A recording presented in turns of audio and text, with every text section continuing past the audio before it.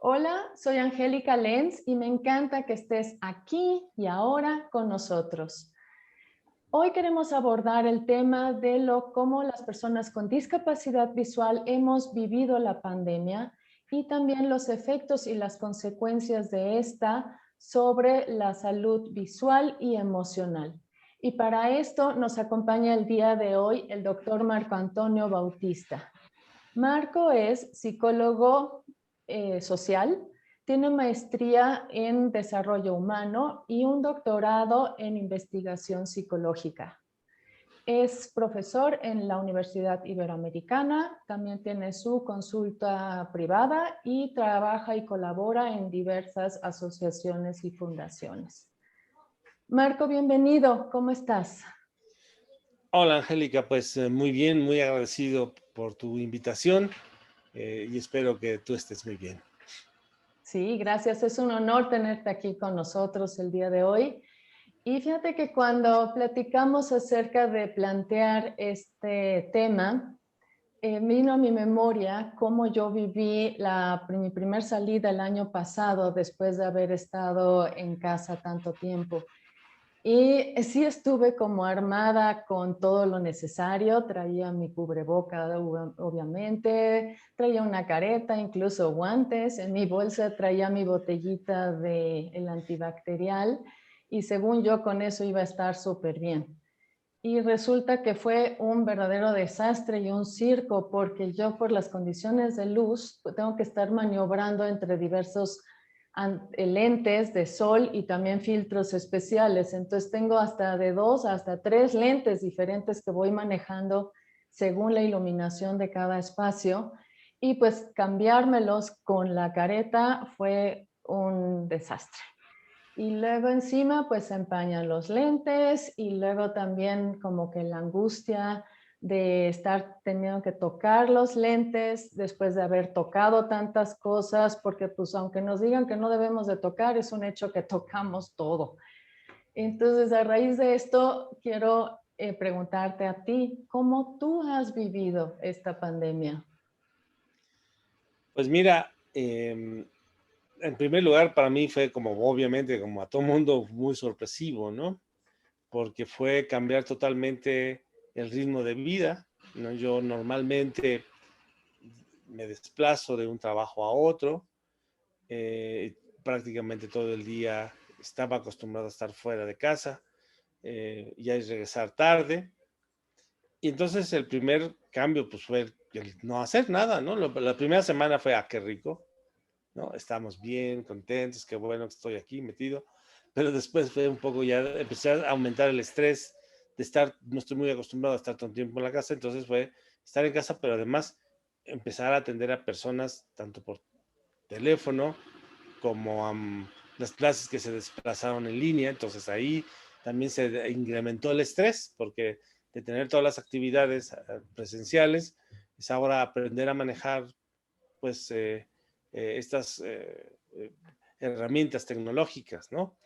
Para las personas, en mi caso, porque soy una persona ciega, pues es aprender a manejar el Zoom ahora era como distinto, porque por ejemplo en la universidad eh, tiene el medio oficial es el Teams, que es de Microsoft, pero yo siempre he tenido problemas con las cuentas de la Ibero por alguna razón, entonces no, porque no la reconocen, porque no sé qué, y entonces yo decidí pagar el Zoom, ¿no? De mi bolsillo para poder hacerlo más fácil, para pasar rápidamente a dar clases, porque no hubo como a ver, vamos a tomar un cursito y luego ya entramos a las clases en línea, sino éntrale, porque fue de sorpresivo, fue a medio semestre de primavera del año pasado. Entonces eso fue muy estresante. Luego el siguiente parte también estresante fue preparar verano, preparar otoño porque todo iba en línea y entonces nos pidieron que todos los cursos estuvieran cargados en la plataforma que utiliza la Ibero, que es Brightspace, así se llama la plataforma. Entonces yo si bien doy un curso en línea, ya totalmente en línea, es un curso a distancia, era armar nuevamente otros cursos a distancia, que no es a distancia, porque no es un curso en línea, sino era dar clases a distancia, que es distinto. Entonces era un poco complicado, fue muy, muy estresante ese momento, esa etapa.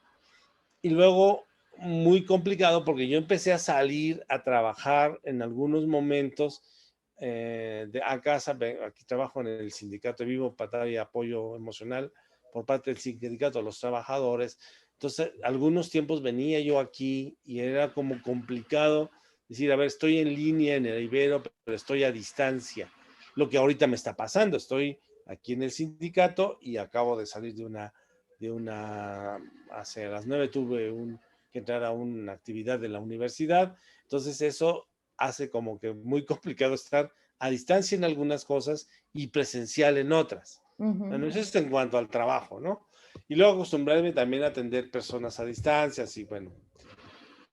Aparte de eso, pues los primeros momentos en que yo empecé a salir, pues era como complicado porque me preguntaba, ¿y me van a apoyar personas, por ejemplo, para tomar un taxi? O para si tengo que tomar una calle o si quiero preguntar algo. Dije, a lo mejor, pues no, porque este temor generalizado que había del contagio. Entonces yo salía con el cubrebocas, con una careta, y yo creo que por todas estas medidas de precaución que yo tomaba, nunca tuve problemas para que las personas me apoyasen. Entonces ahí se desvaneció uno de mis temores. Yo no, como que no soy no me asusta tanto y tienes toda la razón. Las personas tenemos que tocar porque pues ni modo que no toques lo que está a tu alrededor. Si hay cosas que no podemos detectar, pues tenemos que tocarlas. Me daba un poco de susto, pero bueno, también me fui, pues por mi mismo trabajo, por las cosas, me dediqué mucho a revisar los informes que había, ¿no? De cómo eran los medios de contagio. Y creo que en ese sentido hubo una doble situación. Por un lado, como una actitud de la gente de, no importa, eso no existe, no me voy a poner, eso es propaganda del gobierno o alguien lo inventó, pero no hay, ¿no? Como una desidia, como no usamos nada. Y por el otro extremo había una como cuidado, ¿no? De casi, si respiras el aire te vas a contagiar, ¿no? Y ambas cosas, pues una no era la actitud adecuada y la otra tampoco existía, ¿no? Entonces, ya me fui como yo quitándome un poco el miedo de tocar, porque no todos los objetos te generan problemas ni nada de eso. Entonces, finalmente mi regreso a la normalidad está siendo hasta cierto punto tranquilo, no me da miedo ya. Pero sí hubo todo un proceso complejo. Y esta parte, insisto, ¿no? De temor. Y luego otra cosa, no sé si estoy siendo muy desordenado, pero otra cosa, Adriana, que es, perdón, Angélica, siempre te cambio el nombre, perdón, Angélica. Otro asunto, Angélica, que me pasa que me dio mucho al principio, era el temor a quedarme sin alguno de mis trabajos, ¿no? Porque dices, ¿me van a seguir pagando? No. La Ibero, digamos, pues soy maestro de asignatura, no soy maestro de tiempo, eso tiene sus procesos, sus pagos y demás, pero las otras cosas que hago, dije, bueno, o voy a tener personas que atender, y entonces, bueno, fue complicado, ¿no? Y luego las ganas de ayudar también me metió en otro proyecto, que es un proyecto que tenemos con algunos egresados de la maestría, en donde como no tenemos un teléfono en el cual dar apoyo psicológico, no tenemos una línea, ofrecemos este apoyo gratuito a través de una página. Y entonces, bueno, pues eso incrementó también mi necesidad de como informarme para saber qué es lo que se tenía que decir a las personas que entraban en situación de crisis, pero también al mismo tiempo incrementó como mi zozobra de me va a dar tiempo para todo. El apoyo psicológico se volvió algo como muy impredecible, ¿no? Lo mismo te podrían hablar o me podrían hablar en la mañana que a mediodía, que cuando estaba comiendo, que en la noche. Entonces todo eso yo creo que sí incrementó bastante mi nivel de estrés y creo que así ha sido mi vivencia como muy heterogénea en mi vida personal, ¿no? Muchas gracias por compartirla, Marco. Y ¿Cómo te gustaría ir profundizando en este tema en general de cómo las personas con discapacidad han enfrentado todo esto? O sea, lo del reto de la tecnología es un punto importantísimo que creo que fue, sí, un factor de angustia, de estrés para la mayoría de nosotros. Ujú. Pero en general, para que profundicemos un poquito más en esto, ¿qué nos quieres aportar? Bueno, mira, a mí me gustaría, bueno, sí retomar un poco esta parte de la tecnología y luego como compartirte un poco lo que he vivido a través de lo que es mi trabajo en la universidad, ¿no? Bueno, entonces, bueno, empezamos por la tecnología. La tecnología, yo creo que, yo creo que por una parte nos ha permitido participar de forma muy importante a través de las distintas opciones que existen de la comunicación a distancia, estas para asistir a las videoconferencias y demás. Pero como siempre tenemos limitaciones con todo esto, ¿no? Por ejemplo, tuvimos que volvernos lo más diestros posibles en el uso de los diferentes programas, ¿no? Las más conocidas que son el Zoom, el Teams y el de Google, Ujú. que son los más usados, ¿no? Todos tienen sus ventajas y sus desventajas, pero tuvimos que ponernos al día en este tipo de tecnología para poder tomar clases, para poder dar clases, para poder vernos con las personas, etcétera, etcétera, ¿no? Ujú. Y nos encontramos con las cosas que sí podemos hacer y las que nos cuesta trabajo. Por ejemplo, pues no podemos con tanta facilidad estar revisando el chat, ¿no? Por ejemplo, si estamos en una sesión en donde estamos conduciendo una clase, no es tan sencillo para nosotros estar pendientes del chat, hablando al mismo tiempo, proyectando algo, etcétera, ¿no? O Ujú. generando grupos, ¿no? Grupos pequeños para dividir un grupo grande y poder tener una mejor interacción con los alumnos, ¿no? Este, hay cosas que, por ejemplo, yo he visto que hacen unas cosas muy padres, que es usar el pizarrón, ¿no? Usar el pizarrón, este, dar clases es complejo, Ujú. porque no puedo estar nada más hablando, entonces tengo que pensar en si les pongo un video, si los mando a una aplicación externa como Kahoot, como este, usted se me va otra que usamos mucho, a Centimeter, y así, cosas que haces para que puedan los alumnos tener mucha interacción en las clases y que no sean aburridas, sino que sean divertidas. Ujú. Ahí, pues sí, tenemos complicaciones, ¿no? Claro. Ya no es útil, ya no es suficiente con el usar el PowerPoint, tenemos que pensar en otras aplicaciones como Genial, que no es tan accesible o nada accesible, ¿no? A nosotros, pero que hace que generan unas presentaciones como muy vistosas, muy visuales. Entonces, todas esas cosas, pues nos las tenemos que aprender cómo resolverlas. Ujú. Si nosotros que relativamente estamos familiarizados, pues imaginémonos personas que que no estaban acostumbradas a manejar tecnología y que perdieron la vista recientemente o hace poco tiempo, pues es mucho más complicado. Totalmente, Nos va totalmente. Y ahí sí no hay mucho de más otra que complicado. depender de otras personas, ¿no? Que luego no están Exactamente. accesibles.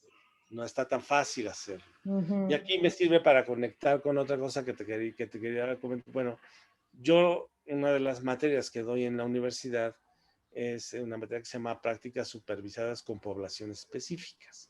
Ujú. Y en mi caso, mis alumnos trabajan con personas ciegas y de baja visión. Ya llevamos muchos años dando esta práctica, llevo muchos años dándola, y es una práctica muy provechosa tanto para los usuarios, porque tienen el apoyo pues, de chavos que son estudiantes de la universidad, chavos que son estudiantes de psicología, pero también para mis alumnos, porque los alumnos, además de practicar, aprender a manejar a grupos desde una perspectiva psicológica, también aprenden de las experiencias de vida de los usuarios que no son, pues no hay casi alumnos ciegos de nacimiento, usuarios ciegos de nacimiento, casi todos los usuarios son personas ciegas que han perdido la vista pues en el ciclo de la vida, y la mayoría pues con cierta eh, son de reciente adquisición, no sé.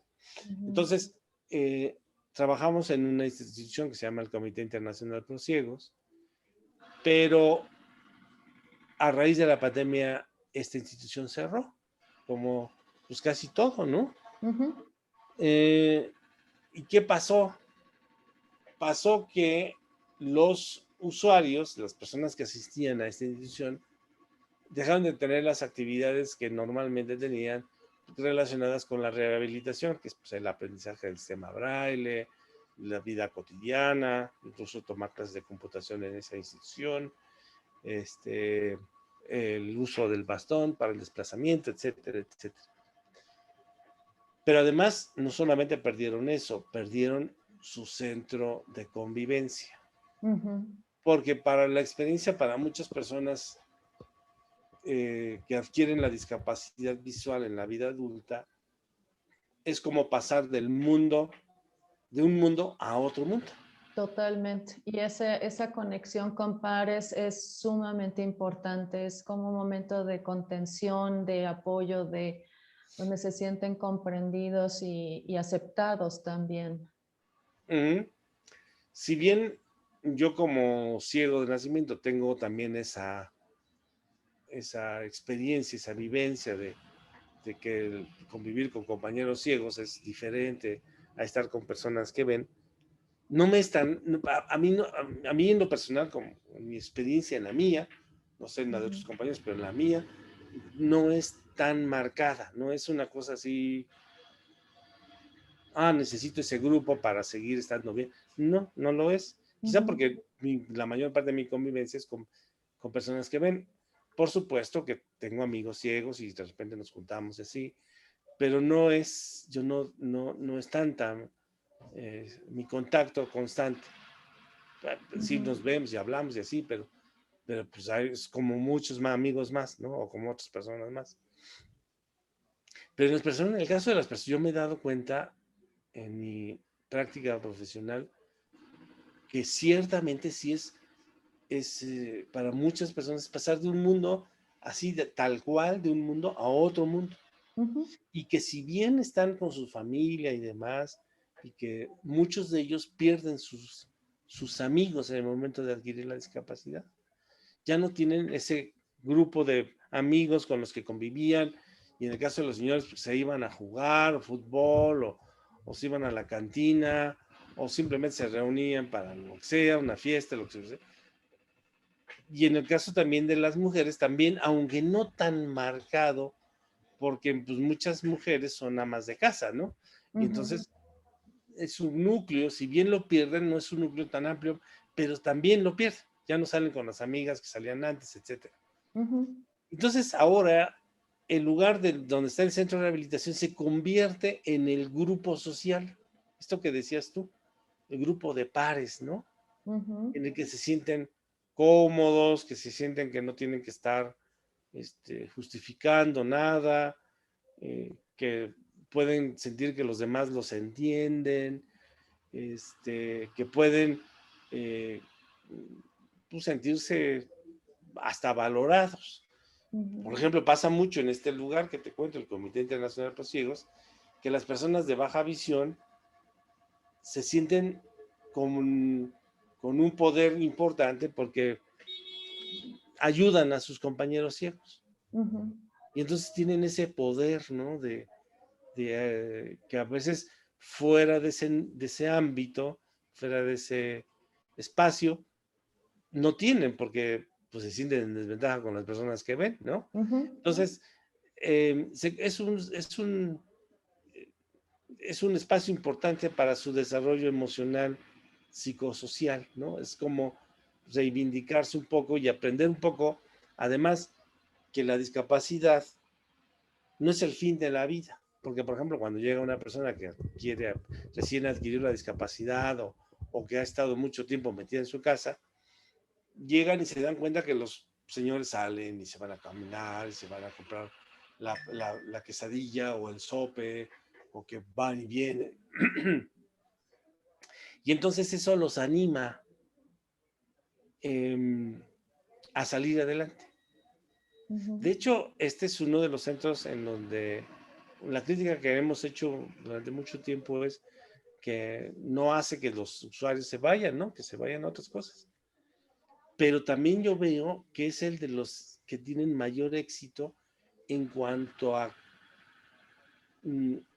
la, ¿cómo decirlo? A que las personas que llegan más rápidamente adquieren estas habilidades de independencia en el movimiento. ¿Por qué? Porque se van jalando, los unos a los otros se van jalando, ¿no? Llega uno y ya, pues ven, no, vente, vámonos, vamos a la tienda, y le van perdiendo el miedo.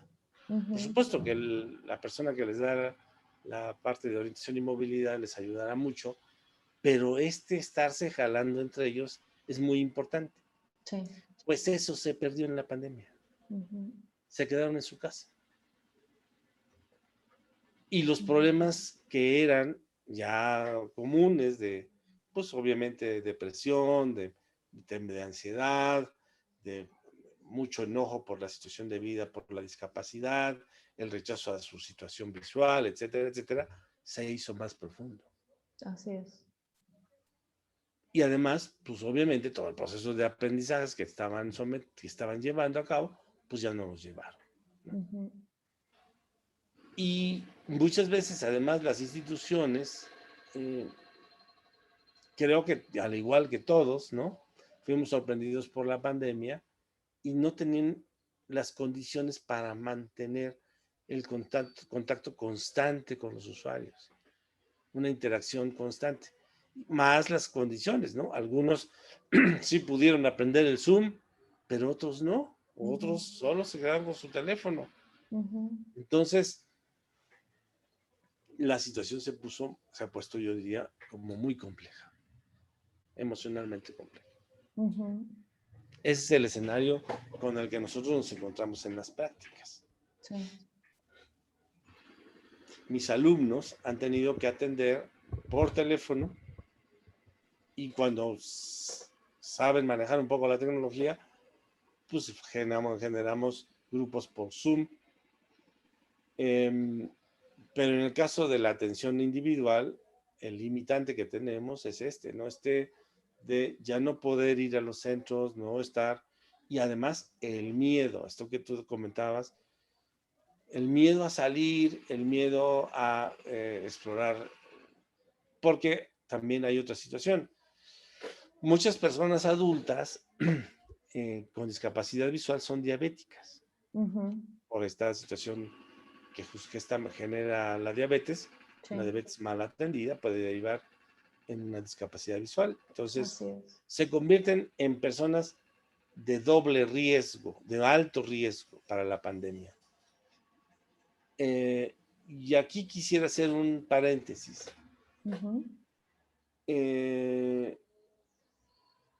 Dentro de la situación de las instituciones, ¿no? Gubernamentales y la misma Organización Mundial de la Salud nos han colocado como personas de alto riesgo, sí, o de mayor riesgo. Pero aquí hay un poco, a mí en lo personal me parece que hay que tener mucho cuidado, porque esto lo que puede generar es nuevamente tener retrocesos en el proceso de inclusión social y laboral.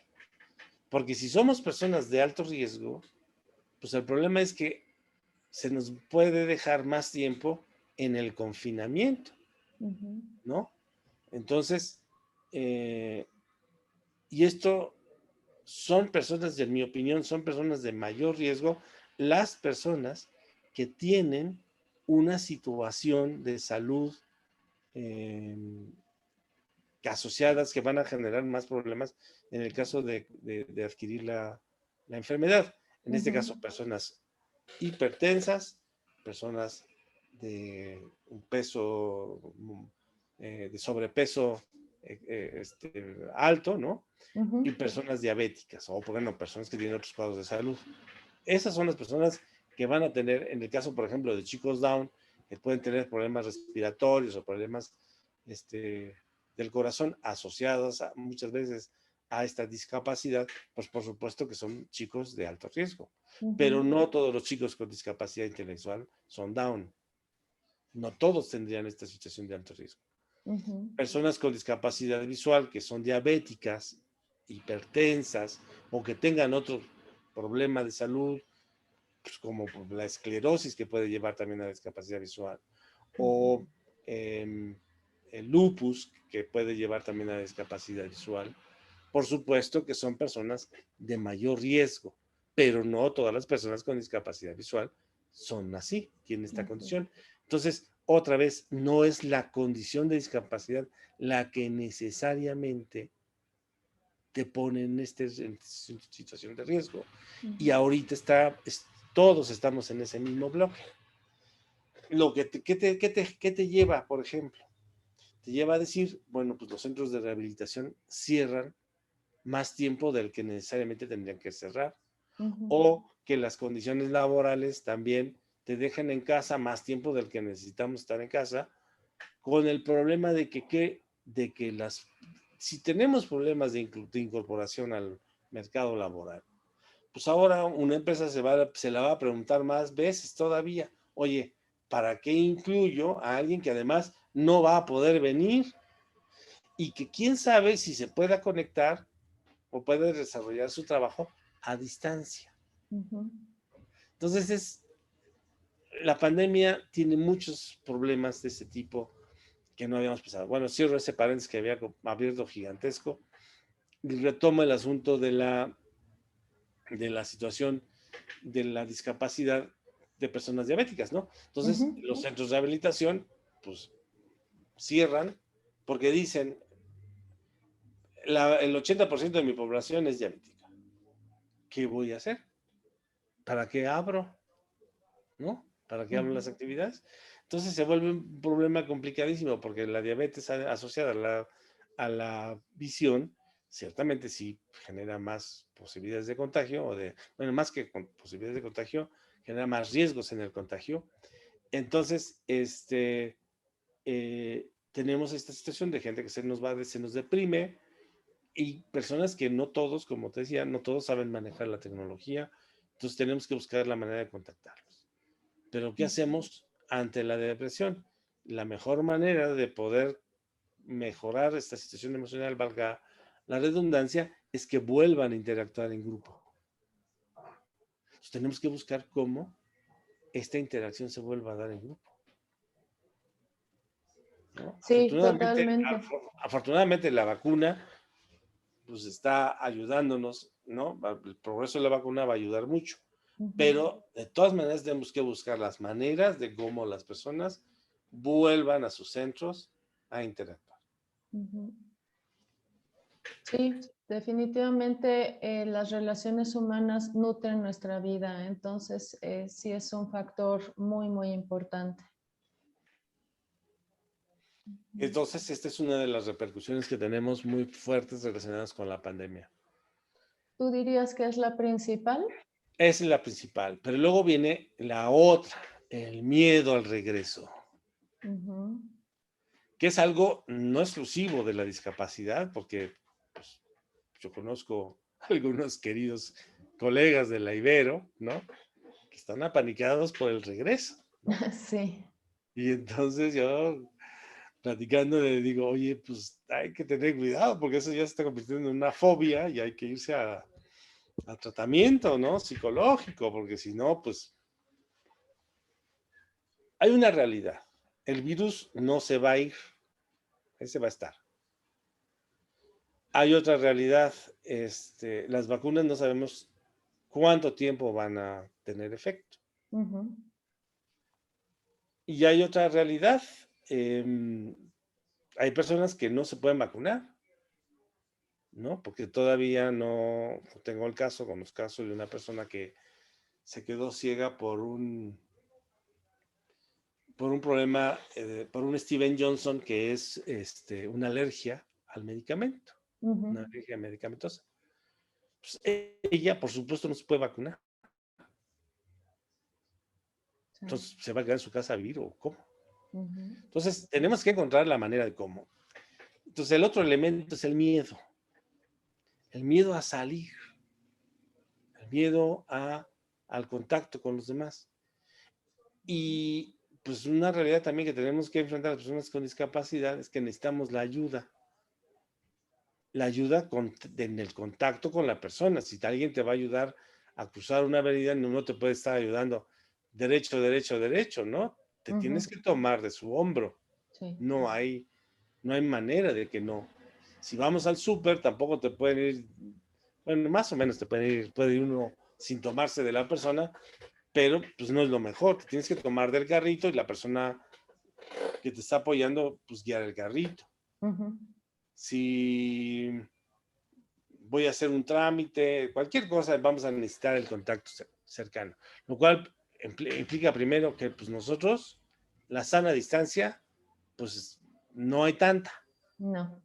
No podemos tener tanta sana distancia. Va a ser una realidad. En una reunión, pues sí, podemos. O estamos en una clase, pues sí, podemos sentarnos. Pero va a haber un momento en donde yo me pare del restaurante, si voy solo, ¿no? Imaginémonos, estamos en un restaurante de estos grandes, ¿no? Me paro porque quiero ir al baño, pues no va a poder conservar la sana distancia. No. No hay manera, ¿no? No me sé dónde está, salvo que ya me lo sepa el restaurante y solo vaya a los que yo ya conozca dónde está el baño, pero aún así, pues, ponen obstáculos, mueven las cosas, entonces voy a necesitar el apoyo. Entonces, eso es algo con lo que tenemos que trabajar, el miedo al regreso, el miedo me parece que los españoles le llamaron el síndrome de la cueva. Sí, Estábamos tiene metidos sentido. en nuestra cueva, ¿no? Y ahora no queremos salir de ella. Entonces, ese es el otro asunto que la persona con discapacidad tiene que aprender, porque yo lo he visto en varios casos de que las personas no quieren salir. Ahora extrañan a sus compañeros, pero ahora tampoco quieren salir. Entonces, tenemos que trabajar con ellos en cómo hacer, como uno, cómo vencer el miedo, y dos, cómo tener un regreso seguro. Y yo diría que cuando la condición de salud de la persona sí la coloca en estado de vulnerabilidad porque tiene enfermedades. Yo muchas veces veo que el COVID es una especie como de enfermedad oportunista. O sea, como que cuando tienes un problema de salud más fuerte, o otro problema de salud, es cuando pega más duro, ¿no? Entonces, esta persona tiene que salir con cubrebocas y careta, porque no sabemos bien qué va a... O sea, tenemos que saber cómo se contagia la persona. No te vas a contagiar porque toques un objeto. Te vas a contagiar porque después de tocar el objeto te vas a agarrar la cara. Inmediatamente, ¿no? Si pasa un tiempo, pues no, el virus no se va a quedar pegado ahí por los días, ¿no? Y además, pues sí te da tiempo de llegar, lavarte las manos, traer tu gel, ponerte el gel, por si vas a tocarte la cara. Si no te vas a tocar la cara, si no tienes la necesidad de tocarte la cara, pues no va a pasar nada, puedes esperar lavarte las manos. No se te pega en la ropa. Es difícil que el virus se te quede pegado en la ropa, ¿no? Esta costumbre de llegar casi que desnudarte en la puerta para no contagiar el espacio, pues no pasa así. Tampoco pasa, digo, está bien que pongan estas cosas que ponen en el sanitizador en los pies, ¿no? Yo a veces aquí para entrar aquí donde trabajo, tengo que pasar por una especie de cabina, casi como que te descontaminan. Honestamente eso no sirve para nada, porque no te vas a contagiar así. O sea, este virus se contagia por los fluidos respiratorios de los demás. Te contagias en una fiesta, te contagias en una reunión familiar, ahí es donde se dan los contagios fuertes. Te contagias, claro, si vas pegado en el metro con alguien que va respirando y tiene ahí. Por eso es importante la careta y el cubrebocas, ¿no? Y luego,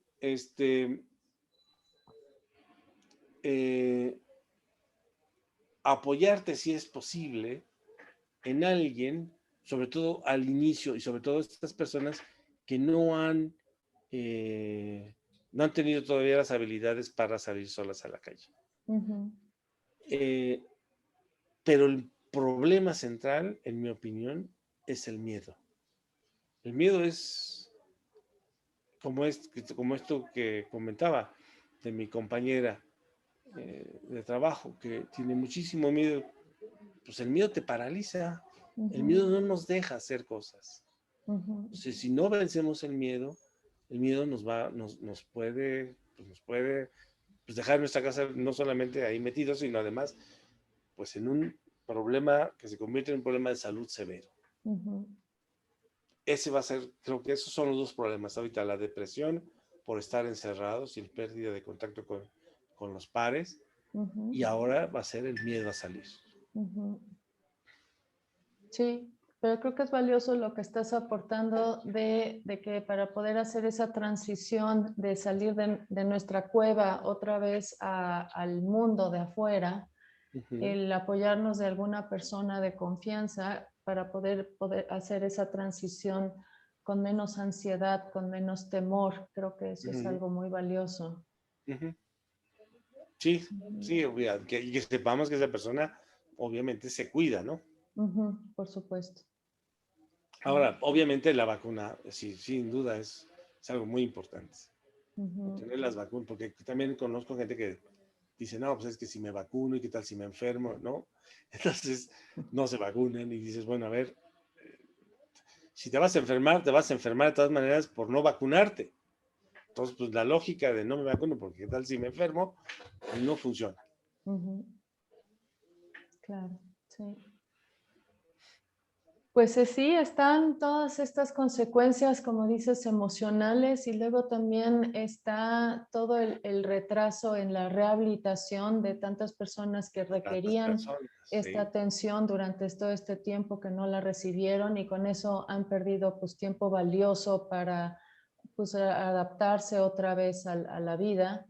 Y también pues las consecuencias médicas, ¿no? O sea, cuántas personas no se quedaron a lo mejor sin Sin algún atención. tratamiento, alguna cirugía importante, o incluso las revisiones anuales que todos deberíamos hacernos, sobre todo Uh-huh. considerando las enfermedades silenciosas como el glaucoma, ¿no? Uh-huh. Entonces, toda esta falta de atención médica durante todo este tiempo, pues también pues puede tener consecuencias importantes. Sí, la pandemia no solamente, los problemas de salud no solamente son los relacionados por el COVID, ¿no? O sea, lamentablemente los sistemas de salud en general en el mundo, pero en especial en países en donde los sistemas de salud están tan deteriorados como en México, pues obligaron a que prácticamente todo se enfocase a atender al COVID o a lo relacionado con el COVID. Y entonces, pues los demás, desde cuestiones de revisión básica hasta cuestiones muy severas pues no, tienes que esperar porque pues no hay Ujú. servicios, ¿no? Ujú. Entonces, por ejemplo, hospitales como el Conde Valenciana, que es un hospital oftalmológico, pues redujeron sus servicios, pospusieron las citas, dejaron de dar citas durante todo este tiempo para Ujú. poder solamente tener una atención limitada. Tengo una amiga que trabaja ahí, entonces, bueno, pues muchos eh, eh, médicos se enfermaron de COVID, entonces, pues menos servicios daban, ¿no? Entonces, fue un efecto dominó muy fuerte sobre toda la salud en México, ¿no? Sí, Y sí. luego algo que también se me pasaba a comentar es sobre la inclusión educativa de niños con discapacidad visual. Exacto, eso también quería yo abordarlo contigo, porque si todos los niños se están viendo ahorita afectados con este sistema a distancia y está siendo, pues, yo creo que muy deteriorada, ¿no? La educación en general, pues, ¿qué hay Uh-huh. con los niños que necesitan todo este apoyo extra en la inclusión? Yo creo que ahí tenemos un problema muy severo que todavía no tenemos bien la dimensión de cuál ha sido el impacto.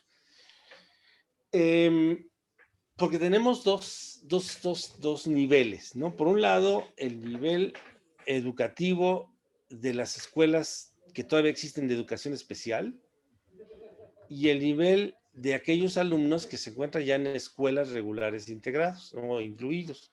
Yo diría integrados porque en México todavía difícilmente podemos hablar de que exista una real inclusión. No es lo mismo integrar que incluir, ¿no?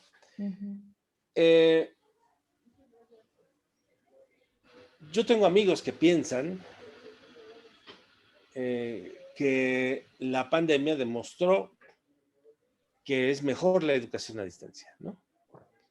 Gente que se dedica a dar cursos de computación, por ejemplo. Y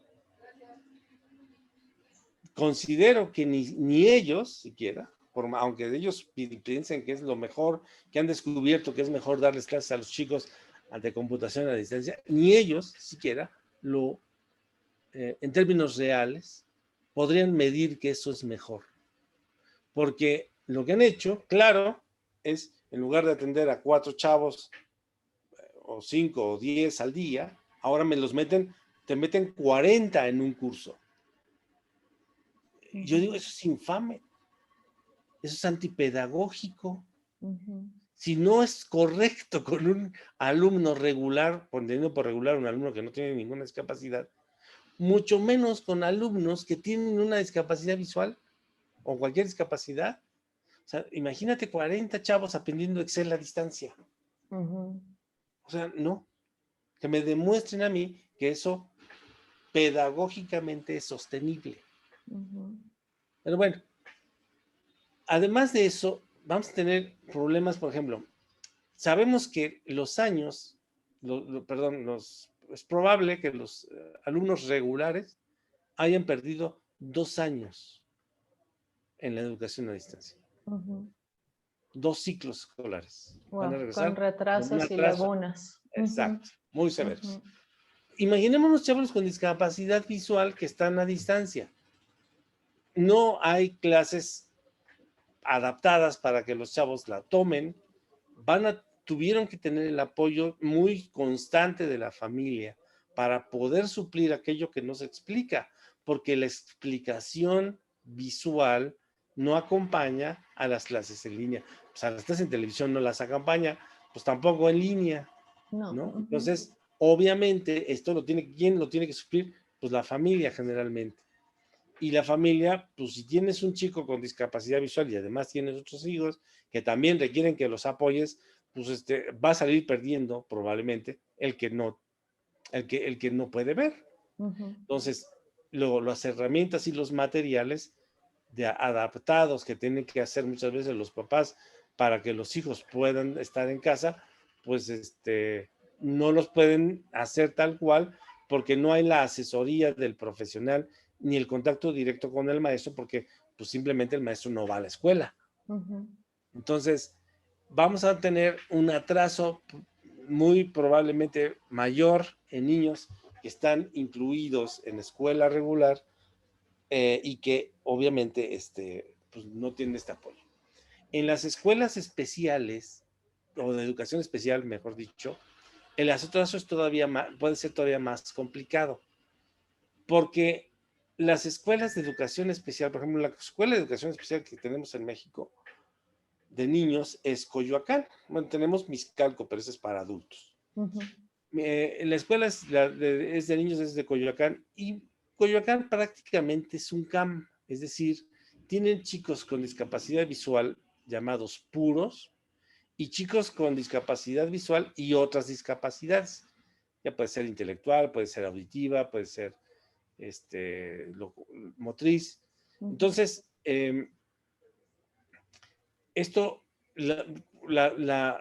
no había un proyecto para poder dar este tipo de educación y además de educación diferenciada entre chicos con discapacidad visual solamente y chicos con discapacidad visual y otras discapacidades. ¿Cómo le enseñas braille a un niño con discapacidad visual a distancia? Y con discapacidad visual y otra discapacidad. O cómo trabajas bueno, a lo mejor una vez que ya aprendes braille puede ser que sea más fácil hacer operaciones aritméticas, pero por ejemplo, una actividad o un instrumento que se utiliza mucho es el ábaco. El ábaco hacer más ágiles las operaciones aritméticas, hacerlo a distancia es mucho más complicado que hacerlo de forma presencial, porque se requiere mucho el contacto directo del maestro con el alumno. Entonces, esos atrasos los vamos a tener. Y luego tenemos otro problema más, que tiene que ver con la actividad física. La actividad física del niño con discapacidad visual se la facilita mucho el estar en la escuela. Pues porque el desplazamiento, porque por lo menos subes y bajas las escaleras, ¿no? Claro. Ya no pensemos en las clases de deportes, porque generalmente los marginan de esas clases, pero bueno, ya el hecho de caminar, subir, bajar la escalera, estar en casa, ¿cómo suples eso? ¿No? Sí. Pensando que además no todo el mundo tiene casas grandes así de, pues me subo y me bajo del primer piso a la planta baja. Pues no, muchos chavos viven en casas muy pequeñas o en departamentos chiquitos.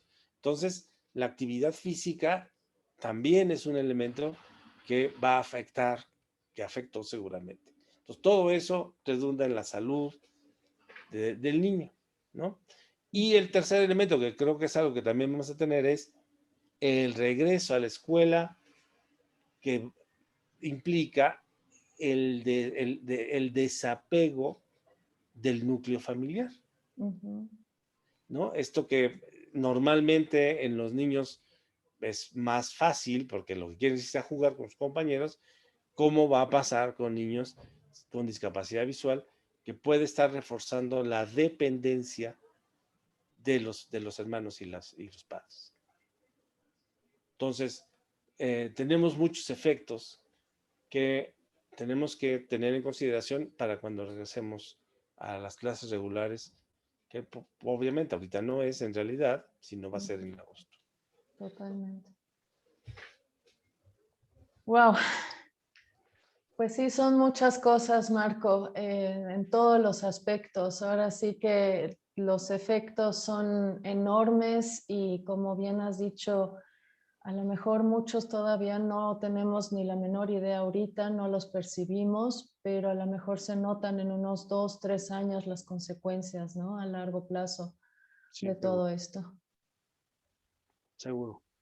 Y a mí, bueno, los que están en ciclos escolares iniciales, primero, segundo, van a tener tiempo medio de recuperarse. Pero pensemos en los que pasan de un nivel a otro nivel, por ejemplo, de sexto año a secundaria, de secundaria a prepa, ¿no? Prepa a universidad, quizás ya sea otro tipo de cosas, de características, pero estos chicos que tienen que enfrentar un examen o que van a tener, bueno, primaria, secundaria no hay examen. Bueno, sí hay un examen, cómo no, de colocación por lo menos, pero pasan de secundaria a prepa, por ejemplo, que pues los chavos con discapacidad visual, muchos de ellos llegan con muchas desventajas al examen, que como, no sé si lo mencioné en la semana, si lo he mencionado, pero no es un examen parejo el que pasan de los de secundaria a prepa, porque el examen es el mismo examen y alguien les lee el examen a los chavos con discapacidad visual, que no son las mismas circunstancias, no hay condiciones de equidad. No. Equidad sería que la persona con discapacidad visual, si tiene un resto visual, tuviera el examen macrotipo y que tuvieran el tiempo suficiente, porque no es la misma velocidad de lectura, y que el examen estuviera para chavos ciegos o de baja visión profunda, que estuviera en braille. Eso sería equidad. Totalmente. Sí, no, y eso no lo hay ahorita. No lo hay.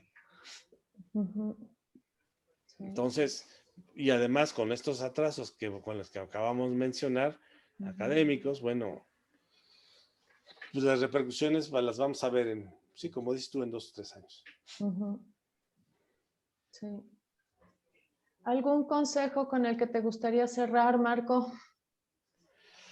Yo creo que lo único, pues el que me gustaría retomar es el concepto de enfrentemos el miedo. No dejemos que la pandemia nos segregue, que lo que le hemos avanzado a los procesos de inclusión tengamos un retroceso en todos los terrenos, tanto laboral como académico. Y la única manera es haciéndonos partícipes activos en la vida cotidiana. No dejemos que este concepto de que somos una población vulnerable nos hagamos concha y nos digamos, pues como soy vulnerable, pues entonces regresaré a trabajar ahí cuando se pueda. No, volvámonos agentes activos, porque en mi opinión, se corre el gran riesgo de tener un retroceso, como digo, en estos procesos de inclusión. El miedo es el principal enemigo.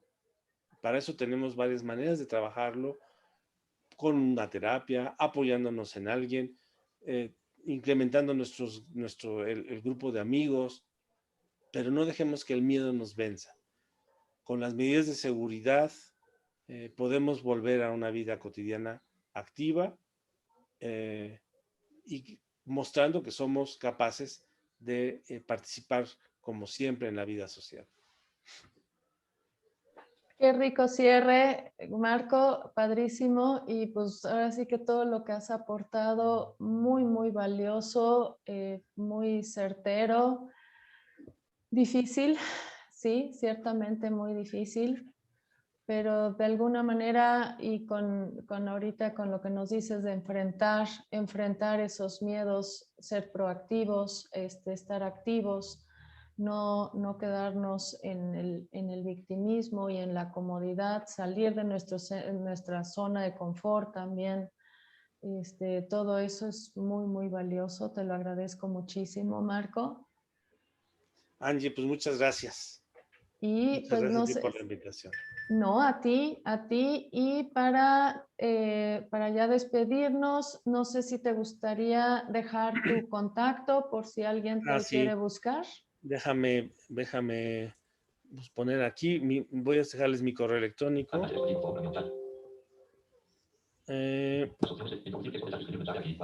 Perdón por mi bocina que habla muy duro.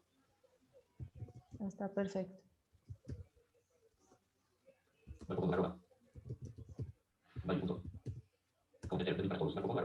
Este es mi correo electrónico, marcofono, así como se oye, y luego fono como de fonógrafo, todo junto, @gmail.com. Y les voy a dejar también, bueno, mi red social es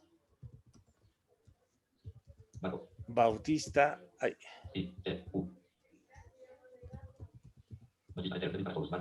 Le puse Batista, lo voy a corregir. Bautista. Este es el Face.